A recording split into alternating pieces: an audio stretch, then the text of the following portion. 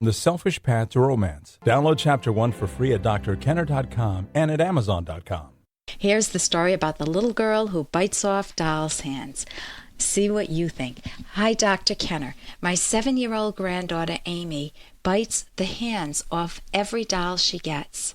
Several years ago, I mentioned to my daughter-in-law, Lori, who's a teacher for children with behavior problems, that I found this behavior a little odd. Notice as a grandmother what you do. A little odd. It is very odd. My daughter-in-law said that Amy will grow out of it.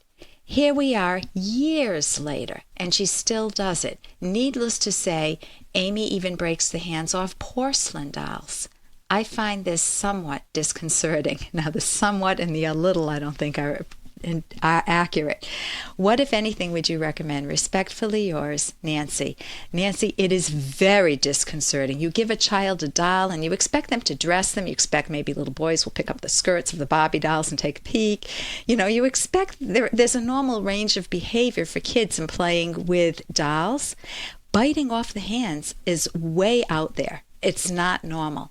But it may not represent something horrific. There's a range of possibilities here.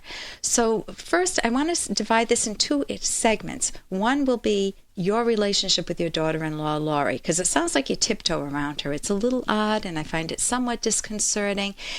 If Lori said, I'm not going to worry about it, it will go away, she's worked in this field. It is possible that just by not making a big issue of it, it will go away. And she may have seen a lot worse, and to her, this is minimal. But it will cause problems. Imagine bringing 7-year-old Amy to a play group at another child's home. Now, I'm imagining I'm the daughter-in-law now, Lori. And I could come to pick Amy up, and I hear that she bit off the hands of her playmates' 2 favorite dolls, and the mother's holding them in the hands. Or Amy goes to a friend's birthday party, and the child's mother is crying, has the kid crying in her hand, and 3 plastic doll hands in the other, and she tells you that Amy is never allowed at another party. So this is going to cause Amy problems, unless she only bites off her own doll's hands, in which case, why can she differentiate? So Lori may be very embarrassed, especially since she's a child behavior expert. She's an expert on behavioral problems, and she may not be getting help just because she's mortified, she's embarrassed, and that's wrong. She needs to get the help. Or she may not want to share it with you. She may be getting help, she may be very upset with it, but she either may emulate you or look up to you and not want you to know that there's anything negative going on, or she may see you as a critical judge or a nag or someone meddlesome, and she just doesn't want to compound this problem anymore by getting you involved. Now, it doesn't sound like you've been involved if you've hung back for a few years. So I think that you need to... Hey, I got to interrupt this because we've got to pay some bills. 30 seconds, that's it. A very quick ad, and then Ellen will be back. Romance. Ugh, I wish guys knew more about what we want from a relationship. Boy, I wish I knew more about what I want. Where's that ad I saw? Here it is. The Selfish Path to Romance.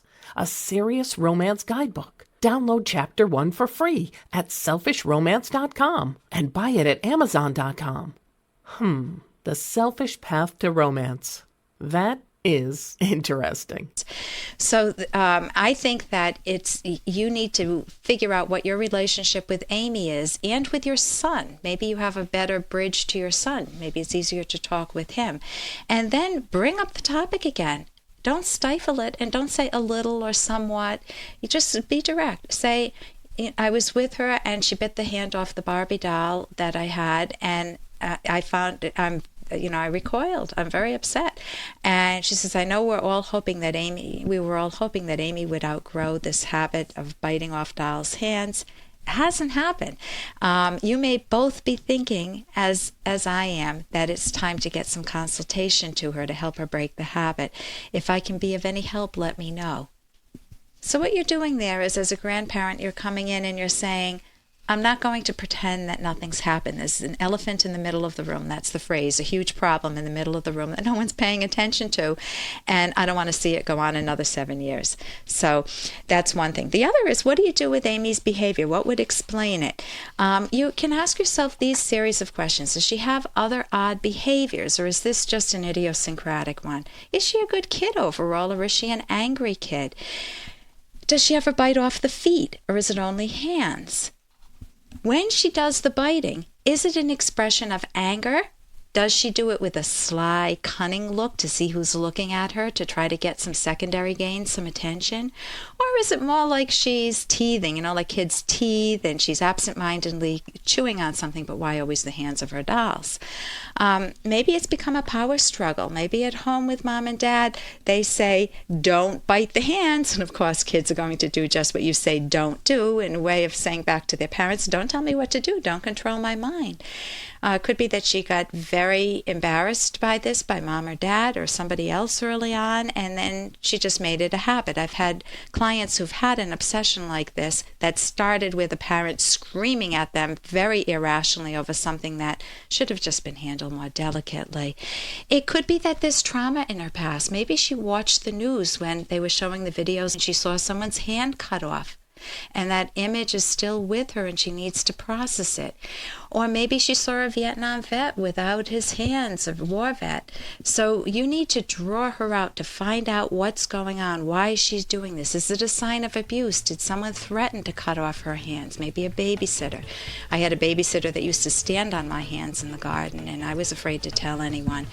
So draw her out, do some fact-finding. When we come back, I have a few more comments on this. And here's a little more from Dr. Kenner. Hey, Niles. Maris found a gray hair. Daphne, get Niles a brandy. It was right at the apex of her widow's peak. Better bring the bottle. She blames me, Dad. She said it's from the stress I caused her last night when I thoughtlessly turned on the light while she was getting undressed. And I'll give you a moment to let that set in. This obviously is sexual issues. The problem that Maris, this is on Frasier, the problem that Maris has is not with Niles. Of course, it may be. We all know Niles.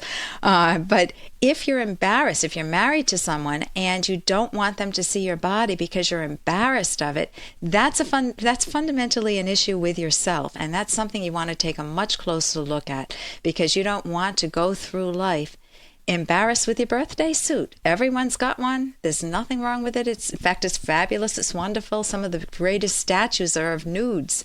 So you want, if you're in the position of Maris, you want to make friends with your body.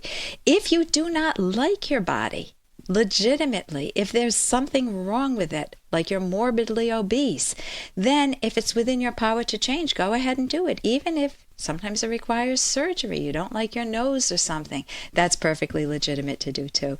And also, in many cases, it is a relationship problem. You no longer love your partner, and they're looking at you nude and getting aroused, and it's a real turnoff. So if that's the case, you need a divorce or therapy. And I think they get divorced. However, I'm still on season, what is it? I don't know, so don't tell me. For more Dr. Kenner podcast, go to drkenner.com and please listen to this ad. Here's an excerpt from The Selfish Path to Romance, the Serious Romance Guidebook by clinical psychologist Dr. Ellen Kenner and co-author Dr. Edwin Locke, who's world famous for his theories in goal setting.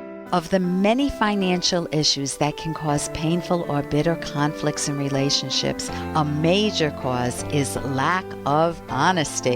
Lack of honesty with respect to money issues is a common complaint among romantic partners.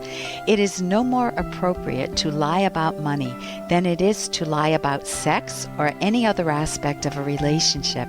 Assuming that both partners are of good character, thoroughly discussing and agreeing on how to handle important money issues beforehand will build trust and mutual respect. You can download Chapter 1 for free by going to drkenner.com. And you can buy The Selfish Path to Romance at amazon.com.